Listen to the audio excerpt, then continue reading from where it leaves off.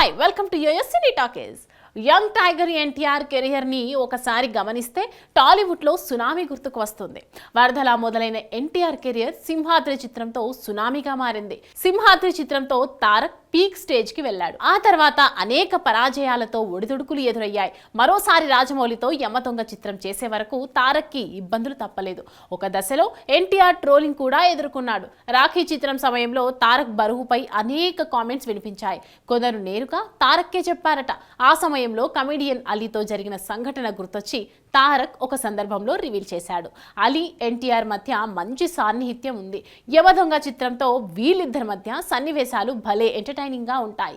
గతంలో జయప్రదతో జరిగిన ఇంటర్వ్యూలో ఆమె తారక్ ని అడిగింది, యమదొంగకి ముందు ఎన్టీఆర్, యమదొంగ తర్వాత ఎన్టీఆర్ ని పోల్చుకుంటే ఎలా అనిపిస్తోంది అని జయప్రద అడిగింది.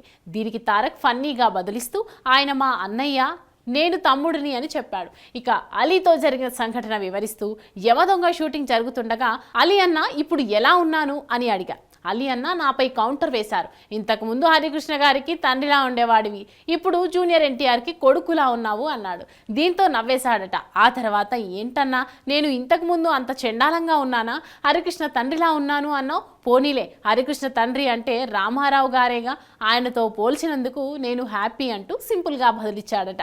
యమదొంగ చిత్రం కోసం తారక్ ఒక్కసారిగా బరువు తగ్గి ఆశ్చర్యపరిచాడు. ఆ చిత్రంతో తారక్పై వచ్చిన విమర్శలన్నింటికి చెక్ పెట్టినట్లు అయ్యింది. యమదొంగ చిత్రం నుంచి తారక్ ఎప్పుడూ ఫిట్నెస్ కోల్పోలేదు. పర్ఫెక్ట్ ఫిజిక్ మెయింటైన్ చేస్తూ అబ్బురపరుస్తూనే ఉన్నాడు. RRR చిత్రంలో ఎన్టీఆర్ మాస్ లుక్లో అదరగొట్టిన సంగతి అందరికీ తెలిసిందే. నాన్నకు ప్రేమతో లాంటి చిత్రాల్లో స్టైలిష్గా కనిపించాడు. ఎన్టీఆర్ ప్రస్తుతం వరుస పాన్ ఇండియా చిత్రాలతో దూసుకుపోతున్నాడు.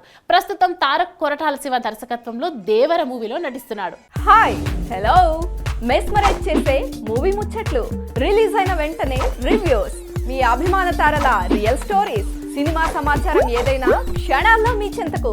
మరింకెందుకు ఆలస్యం, యోయో సినీ టాకీస్ ని సబ్స్క్రైబ్ చేసుకోండి.